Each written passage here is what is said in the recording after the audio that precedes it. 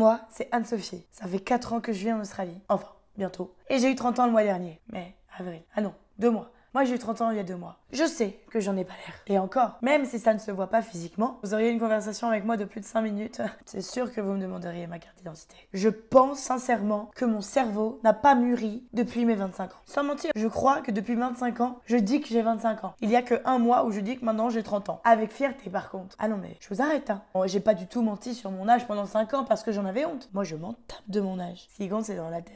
C'est juste qu'en fait, on ne me croit pas. Toi, t'as 30 ans? Non, t'as 30 ans. T'as 30 ans? Non mais sérieux, t'as vraiment 30 ans? C'est quoi le problème? Bah oui, moi, on me demande mon ID à chaque fois que je vais acheter de l'alcool et des cigarettes. Alors oui, en Australie, c'est une loi. Tu es obligé de demander l'ID à une personne que tu penses qui a moins de 25 ans. Je me sens archi flattée. Le seul problème, c'est que quand je n'ai pas mon passeport, ils veulent pas m'en vendre. J'ai vite fait régler ce problème. Déjà parce que j'achète de l'alcool juste quand je dois faire un bœuf bourguignon et j'ai arrêté de fumer. Enfin, j'ai arrêté de fumer, oui. J'ai arrêté d'acheter des cigarettes. Je fume sur les autres maintenant. Voilà. Ça me flatte vraiment que ces personnes pensent que j'ai moins de 25 ans. Le seul problème, c'est que quand je n'ai pas mon ID, c'est un petit peu dur à prouver. Regardez-moi. Je n'ai absolument pas une ride et je n'ai pas un cheveu blanc. Apparemment, c'est un problème à partir de 30 ans. Moi, ce problème-là, je me sens pas trop concernée. Je suis ravie. J'ai eu 30 ans il y a 2 mois maintenant. Pourquoi je n'ai pas fait de vidéo avant, diriez-vous? Eh bien, parce qu'il me fallait un peu de temps pour expérimenter la chose. N'allez pas vous faire une vidéo sur le fait d'avoir 30 ans alors que ça faisait un jour que j'avais 30 ans. Maintenant, je sais de quoi je parle. Quand j'étais petite, je pensais qu'à 25 ans, j'aurais un mari, 2 monstres et un crédit sur 25 ans. Clairement, j'ai loupé un truc. À 25 ans, j'étais toujours chez mes parents, en train de manger mes Coco Pops le matin, en train de lire Tom Tom et Nana. Ne faites pas semblant. Je sais que vous savez de quoi je parle.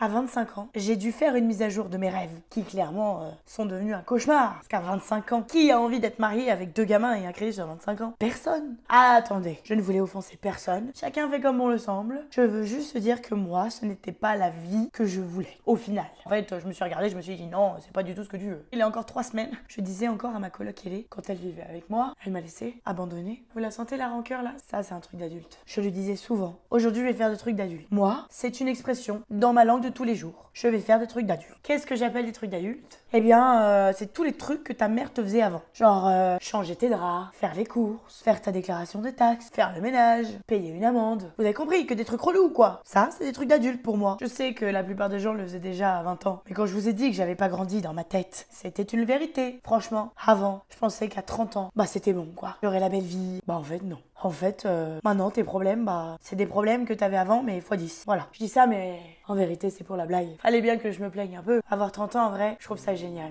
À 30 ans, ça y est. Tu sais exactement ce que tu aimes et tu sais exactement ce que tu n'aimes pas. À 30 ans, tu es assez intuitif pour savoir si la personne en face de toi est quelqu'un de bien. À 30 ans, tu n'as plus honte de toi. De tes rondeurs qui t'ont pourri toute ta jeunesse. De ton rire un peu trop fort, un peu trop exclaffant aux yeux des autres. Tu n'as plus honte de toi. À 30 ans, tu n'as plus tous ces doutes dans ta tête sur la valeur de ta propre personne.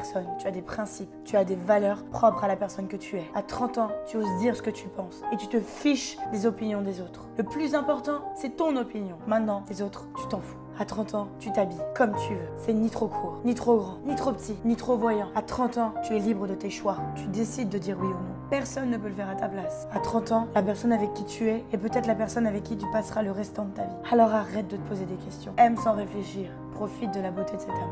À 30 ans, tu peux vraiment choisir la vie que tu as envie de mener.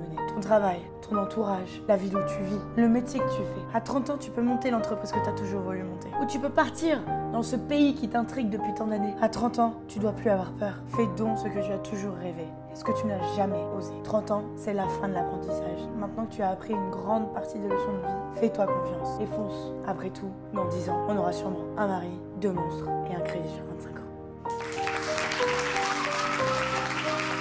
Ah oui, c'est vrai, j'ai oublié. N'hésite pas de partager la vidéo, de commenter et surtout, de vous abonner.